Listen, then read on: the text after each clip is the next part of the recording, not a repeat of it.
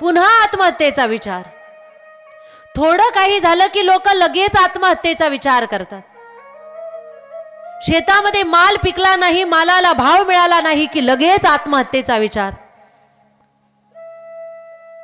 कुणी अपमान केला, घरामध्ये भांडण झाले की लगेच आत्महत्येचा विचार. आपली इच्छा पूर्ण झाली नाही, आपल्याला आवडणारी व्यक्ती मिळाली नाही की लगेच आत्महत्येचा विचार. नोकरी लागली नाही, लगेच आत्महत्येचा विचार. 10वी 12वीचे मुलं पास झाले नाही की लगेच आत्महत्या. दरवर्षी आपल्या कानावर ही गोष्ट पडते. आणि हल्ली आत्महत्येसाठी एक विचार अजून प्रचलित झालेला आहे.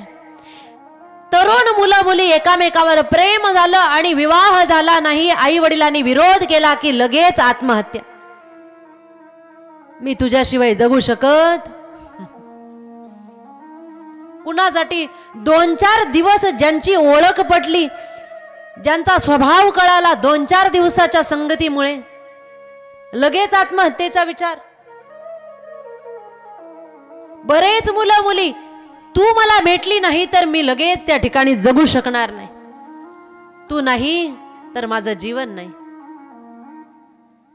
मग एखादी रेल्वे पटरी बघणार, विष घेणार, एखादी विहीर बघणार, एखादा तलाव शोधणार, काहीतरी बघणार. कोणासाठी? शेमड्या मुलीसाठी. 4 दिवसाची भेट.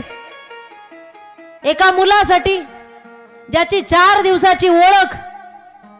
आणि विचार जर करायचा असेल तर ज्यांनी 9 महिने ज्या आईने पोटात ठेवलं, जिने प्रसूतीच्या यातना सहन केल्या, प्रसूती होत असताना तिचा प्राण जाईल की काय याचा विचार न करता तुला जन्माला घातलं. आणि तुला जन्माला घातल्यानंतर जर ती नैसर्गिकरित्या प्रसूत झालेली नसेल, तिने हातभर पोट कापलं, तेव्हा तुला बाहेर काढलं. तू जेव्हा लहानाचा मोठा व्हायला लागला, ती मुलगी असेल किंवा मुलगा असेल, तुझी टाळू माखली 6 महिने, जिने तुझ्या हातापायाची मालिश केली 4 महिने, जिने तुझ्यासाठी वेगवेगळे कष्ट केले, ज्या आई बापाने त्या ठिकाणी स्वतःच्या सुखांचा त्याग केला आणि तुला शिकवलं, तुला लहानाचं मोठं केलं, तुला कर्ता बनवलं, तुला चांगलं शिकवलं. चांगल्या घरात माझी मुलगी गेली पाहिजे म्हणून तिला चांगलं सुशिक्षित केलं, तिला शिकवलं. माझ्या मुलाला चांगल्या हुद्द्यावर नोकरी लागली पाहिजे, उन्हातानात मी जसं काम केलं तशी परिस्थिती माझ्या मुलावर यायला नको म्हणून ज्यांनी स्वतःच्या सुखाचा त्याग केला, ज्यांनी टक्केवारीने पैसे काढले परंतु तुझी फी भरली, त्यांचा विचार केला नाही, 25 वर्षाचा होईपर्यंत ज्यांनी तुला सांभाळलं, ज्यांच्या कष्टाचं रक्ताचं त्या ठिकाणी अन्न तू खाल्लं आणि 4 दिवसाची ओळख बघितली आणि आत्महत्या करून घेतली. विचार केला पाहिजे. एका ठिकाणी मी सुंदर वर्णन ऐकलं. म्हटले ज्याने आत्महत्या केली त्याच्या हातावरच्या रेषा अशा होत्या की जिच्यासाठी आत्महत्या केली त्याच्यापेक्षा सुंदर पत्नी त्याच्या हातात लिहिलेली होती. किती मूर्ख आहे आत्महत्या करणारे. ज्या मुलासाठी त्या मुलीने आत्महत्या केली तिच्या नशिबामध्ये त्याच्यापेक्षा भारी आणि चांगला मुलगा तिच्या नशिबामध्ये भविष्यात मिळणार होता. पण त्या मुलीने 2 महिन्याच्या ओळखीसाठी त्या मुलासाठी आत्महत्या केली. छोट्या छोट्या गोष्टीसाठी लोक आत्महत्या करतात. प्रयत्न करा. जीवनामध्ये चांगल्या कार्यासाठी प्रयत्न केला तर यशस्वी त्या ठिकाणी मनुष्य होत. कर्ज झालं म्हणून आत्महत्या नाही. आज ज्याच्याशी भांडण झालेलं आहे उद्या त्याच्यावर प्रेम होऊ शकतं. ज्याने आपला अपमान केलेला आहे तोच व्यक्ती, तो शेजारचा जरी असेल, उद्या तोच तुमचा घट्ट आणि जवळचा मित्र बनणार असेल तर. म्हणून आत्महत्येचा विचार कोणीही करायचा नाही. जीवन म्हणजे संघर्ष आहे, रणांगण आहे, रणभूमी आहे आणि त्या रणभूमीमध्ये कधीही पाठ दाखवून व्यक्तीने पळून जायचं नसतं. चढ आणि उतार हे जीवनामध्ये येत असतात. सुख आणि दुःख जीवनाचे 2 पैलू आहे, नाण्याच्या 2 बाजू आहे. काही दिवस सुखाचे असतात, काही दिवस दुःखाचे असतात. म्हणून व्यक्तीने लगेच आत्महत्येचा विचार करायचा नसतो. आज दुःख आहे, उद्या सुखाचे दिवस येऊ शकतात. आज कर्ज झालंय, उद्या कर्ज नील होऊन अजून 10 एकर शेती घेण्याची ताकद आपल्यामध्ये निर्माण होऊ शकते. परिस्थिती कधीही बसून राहत नाही, परिस्थिती बदलू शकते. पण आजची वेळ, आजची स्थिती बघून टेन्शन मध्ये लगेच व्यक्तीने आत्महत्या करायची असते का? आत्ताच आम्ही काही दिवसापूर्वी ज्या गावामध्ये कथा केली, एका स्त्रीचं दुःख श्रवण केलं. त्या स्त्रीने सांगितलं, माझे पती एवढे साधे होते, एवढे भोळे होते, जीवनभर कुणाचा 10 रुपये सुद्धा बुडवले नाही, कधी मागितले नाही. पण मुलाने स्वतःच्या शिक्षणासाठी फक्त काही पैशांचं त्या ठिकाणी कर्ज केलं आणि त्या कर्जामुळे त्या व्यक्तीने स्वतःच्या मनाला एवढं लावून घेतलं की तो आजारी पडला, त्याला ॲडमिट केलं आणि त्याला ॲडमिट केल्यानंतर त्याला एवढं दुःख वाटलं की त्याने हाताची सलाईन काढून ठेवली आणि एका विहिरीमध्ये प्राणत्याग केला. त्या व्यक्तीने प्राणत्याग केला. मुलालाही एवढं वाईट वाटलं की माझ्यामुळे बाप गेला, लोक नावं ठेवतायत. तो मुलगाही घर सोडून निघून गेला. त्या स्त्रीने त्या ठिकाणी रडता रडता सांगितलं, मुलगा जिवंत आहे की माहित नाही, 6-7 वर्ष झाले मुलगा घरी आलेला नाही. कर्ज मुलाने केलेलं आहे, त्याचं चक्रवाढ व्याज वाढलेलं आहे, लोक पैसे घ्यायला येत आहेत आणि माझ्या हातामध्ये पैसे नाही. म्हणजे जाणाऱ्याने विचार सुद्धा केला नाही की माझ्या पश्चात माझ्या पत्नीचं काय होईल, माझ्या पश्चात ती कशी जगेल. थोड्या करता लोक आत्महत्या करत आहेत महाराज. आत्महत्या जर केली असती 10वी-12वी नापास झाल्यानंतर, 10वी नापास झालेला एक महान क्रिकेटर, त्याने 10वी नापास झाल्याबरोबर जर आत्महत्या केली असती तर आपल्या भारताला सचिन तेंडुलकर सारखा क्रिकेटर मिळाला नसता महाराज. 10वी नापास झालेला होता. पण 10वी नापास झाला म्हणून त्याने जीवन संपवलं नाही. त्याने विचार केला, मी इथे नापास होऊ शकतो पण तिथे नापास होऊ शकत नाही. कुठे? खेळामध्ये. ऑडिशन देण्यासाठी एक अभिनेता गेला. उंची जास्त होती म्हणून त्याला पुन्हा पुन्हा पुन्हा पुन्हा पुन्हा पुन्हा रिजेक्ट केलं गेलं की उंची जास्त आहे. वाईट वाटलं त्याला. रेल्वे स्टेशनवर आला. आता मी पिक्चरमध्ये काम करू शकत नाही म्हणून त्याने आत्महत्या केलेली नाही.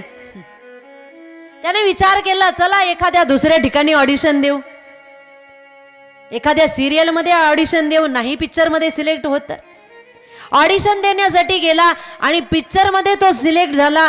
पिक्चर काढले आणि पिक्चरमध्ये चांगला अभिनेता म्हणून जेव्हा त्याचं कार्य दिसायला लागलं त्यावेळेस जगामध्ये त्याची स्तुती वाढायला लागली आणि आज नंबर 1चा अभिनेता तो झाला. कोण? अमिताभ बच्चन.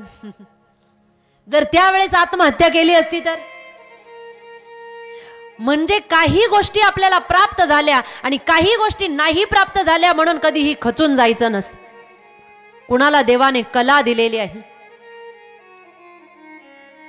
कुणाला बल दिलेलं आहे, कुणाला बुद्धी दिलेली आहे, कुणाला पद दिलेलं आहे, कुणाला पैसा दिलेला आहे. प्रत्येकाला वेगवेगळे गुण भगवान परमात्म्याने दिलेले आहे.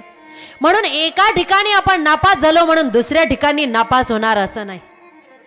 याच्यासाठी प्रत्येकाने आत्महत्येचाच विचार करायचा असतो असं नाही.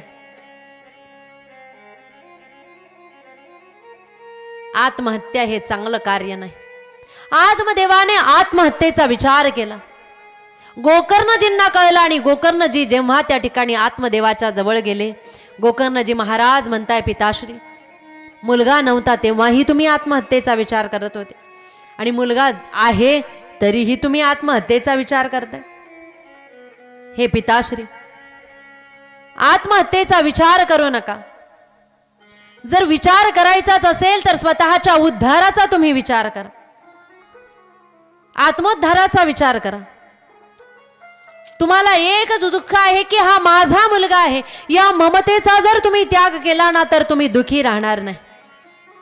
गोकर्णजी महाराज म्हणतायत, पिताश्री तुमच्यामध्ये ममता आहे, मोह आहे की हा माझा मुलगा आहे. असार खलु संसारो दुःख रूपी विमोहकः. दुःखाने भरलेला आहे. सुतम कस्य धनम कस्य. कोण कुणाचा पुत्र आणि कोणतं धन कुणाचं. तुम्ही ज्याला मुलगा समजताय या जन्मी तो तुमचा मुलगा आहे, मागच्या जन्मी दुसऱ्या कुणाचा असेल आणि पुढच्या जन्मी तिसऱ्या कुणाचा असेल. सुतम कस्य धनम कस्य, कोणतं धन कुणाचं? आपल्याला वाटतं हे माझं घर, हे माझं धन. आता आपण म्हणतोय हे माझं घर आहे. काही वर्षापूर्वी आपले आई वडील म्हणत होते की हे माझं घर आहे. त्याच्या काही वर्षापूर्वी त्यांचे आई वडील म्हणत होते की हे घर माझं आहे, ही शेती माझी आहे. काही वर्षापूर्वी आपले पूर्वज म्हणत होते ही माझी आहे. त्यांच्या पूर्वी त्यांचे पूर्वज म्हणत होते की ही शेती माझी आहे. शेती तिथेच आहे, फक्त शेतीचे मालक काही वर्षासाठी बदललेले आहेत. शेती तिथेच आहे, घर तिथेच आहे. पण आपण म्हणतो की धन माझं आहे. आज आपल्या खिशामध्ये असलेली नोट उद्या दुसऱ्याच्या खिशात असते. धन सुद्धा आपलं नाही. सुतम कस्य धनम कस्य, स्नेहवांज्वलते निश. फक्त स्नेह आहे ना म्हणून व्यक्ती दुखी आहे. ममतेमुळे आणि मोहामुळे दुखी आहे. गोकर्णजींनी 2 श्लोकामध्ये आत्मदेव ब्राह्मणाला आत्मज्ञानाचा उपदेश केलेला आहे. त्या 2 श्लोकांना श्रीमद भागवतामध्ये गोकर्ण गीता म्हटलेलं आहे. पहिल्या श्लोकामध्ये गोकर्णजी महाराज आत्मदेवाला सांगतायत, पिताश्री देहिस्तिमां सरुधिरे अभिमतिं त्यजत्वा जाया सुतादिषु सदा ममता विमुञ्चे पश्यानिशं जगदिदं क्षणभङ्गनिष्टं वैराग्यरागरसिको भवभक्तिनिष्ठः. पहिल्या श्लोकामध्ये गोकर्णजी महाराज आत्मदेवाला सांगतायत, पिताश्री देहे स्तिमां सरुधिरे अभिमतिं त्यजत्व. देह कशापासून बनलेला आहे? अस्थि, मेद, मज्जा, मांस, रुधिर याच्यापासून हा देह बनलेला आहे. म्हणजे पिताश्री हा देह सुद्धा आपला नाही.